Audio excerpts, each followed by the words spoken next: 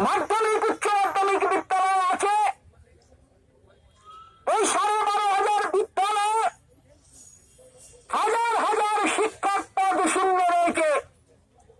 আপনারা এও জানেন যে পশ্চিমবঙ্গের বিদ্যালয়গুলোতে উচ্চ মাধ্যমিক স্তরের বিশেষ শিক্ষকের অপ্রতুলতার জন্য পশ্চিমবঙ্গের উচ্চ মাধ্যমিক স্তরের শিক্ষার্থীরা প্রবলভাবে বঞ্চিত হয়।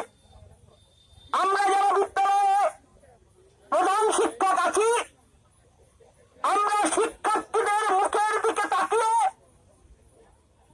শিক্ষক শিক্ষিকার অভাবকে পূরণ করার জন্য আপনাদের মতো শিক্ষিত যুবক যুবতীদের সাহায্য গ্রহণ করি এবং আপনারা আজকে কার্যত পশ্চিমবঙ্গের উচ্চ মাধ্যমিক বিদ্যালয়ের পঠন পাঠন চালু রাখতে যে ভূমিকা পালন করে চলেছেন তা এক কথায় অনবদ্য। আমরা জানি আপনারা চূড়ান্তভাবে বঞ্চিত। আপনারা স্বেচ্ছাসেবকের মতো কাজ করেন, সাংবাদিক হিসাবে যা পান তাকে সাংবাদিক বলা যায় না। 1,000, 2,000, 2,000, 3,000 টাকায় হাজার হাজার পোস্ট গ্রাজুয়েট, অনার্স গ্রাজুয়েট শিক্ষিত যুবক যুবতী আজকে পশ্চিমবঙ্গের বিদ্যালয়গুলিতে সার্ভিস দিয়ে যাচ্ছেন এ রাজ্যের শিক্ষার্থীদের শিক্ষাদান করার জন্য। প্রায় সমাজ সেবা করে যাচ্ছেন। আমরা জানি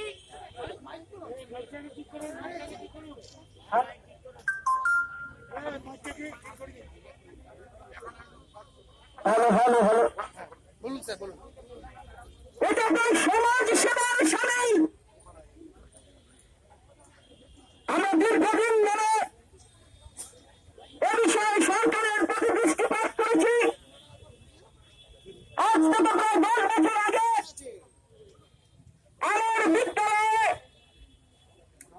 প্রথম আপনাদের আংশিক সময়ের শিক্ষক শিক্ষিকাদের নিয়ে সভা করে একটা কমিটি তৈরি করা হয়েছিল। তার ভিত্তিতে আন্দোলন শুরু হয়েছিল। এই আন্দোলনের তীব্রতা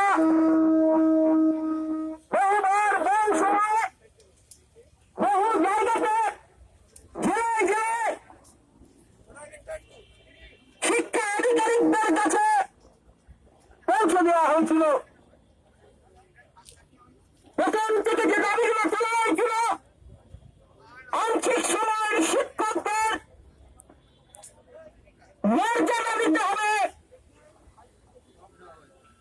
স্থায়ীকরণ চাই, 60 বছর পর্যন্ত চাকরি স্থায়ীকরণ দিতে হবে এবং উপযুক্ত বেতনত্তর নির্ধারণ করে দিতে হবে। আমরা জানি বিদ্যালয়গুলি তারা যে অর্থ দেয়, এই বিদ্যালয়গুলি থেকে আপনাদের অর্থ উপযুক্তভাবে দেওয়া সম্ভব নয়। সরকারকে দায়িত্ব দিতে হবে। সরকারকে তাদের শিক্ষকের মর্যাদা দিয়ে, স্থায়ীকরণ দিয়ে উপযুক্ত বেতনত্তর নির্ধারণ করে দিতে হবে। এই নিয়ে দীর্ঘ লড়াই চলেছে, বহুদিন হয়ে গেছে।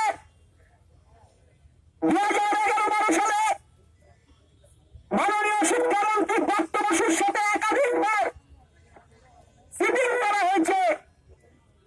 আজকে 2020 সাল হতে চললো।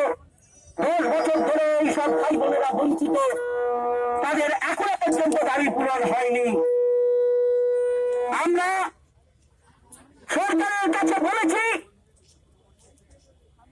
অবিলম্বে এই সমস্ত শিক্ষক শিক্ষিকাদের উপযুক্ত মর্যাদা দিয়ে বিদ্যালয় প্রতিষ্ঠা করতে হবে।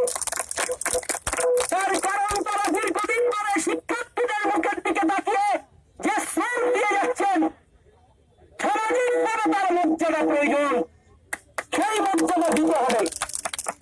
আমি আপনাদের বলবো, আপনারা দৃঢ়তার সাথে অবিচল ভাবে আন্দোলনে থাকুন। এই আন্দোলন জয়যুক্ত হবেই। আপনাদের স্থায়ীকরণ, মর্যাদা, উপযুক্ত বেতন আপনারা পাবেন। আপনারা বিচ্ছিন্ন বিক্ষিপ্ত হয়ে যাবেন না। দীর্ঘ লড়াই আপনারা করেছেন, বহু শ্রম সময় আপনারা ধরিয়েছেন, বহু আন্দোলনে ঘাম রক্ত আপনাদের গেছে। এই আন্দোলনকে জয়ের দিকে নিয়ে যাওয়ার এ হলো সময়। এই সময় আপনারা ঐক্যবদ্ধ থাকুন। কেউ কোনো কারণে বিভ্রান্ত হয়ে ছিটকে যাবেন না। আপনাদের দাবি পূরণ করার জন্য সকলে মিলে একত্রে আন্দোলন গড়ে তুলুন। দেখবেন দাবি আপনাদের পূরণ হবে। সরকারকে দাবি পূরণ করতে আপনারা বাধ্য করতে পারবেন। এই আশা নিয়ে আমি আপনাদের কাছে আমার বক্তব্য শেষ করছি। আপনাদের সকলকে সংগ্রামী অভিনন্দন জানাচ্ছি। আপনারা আমার ছোট ভাইয়ের মতো। আমি দীর্ঘদিন ধরে প্রায় 37 বছর ধরে আমি শিক্ষকতা করছি। আপনাদের অনেকের বয়স হয়তো 37 হয়নি। আমি আপনাদের সাথে আছি, শেষ দিন পর্যন্ত সাথে থাকবো। এই আন্দোলন জয়যুক্ত হোক, এই আশা নিয়ে আমি আমার বক্তব্য শেষ করলাম।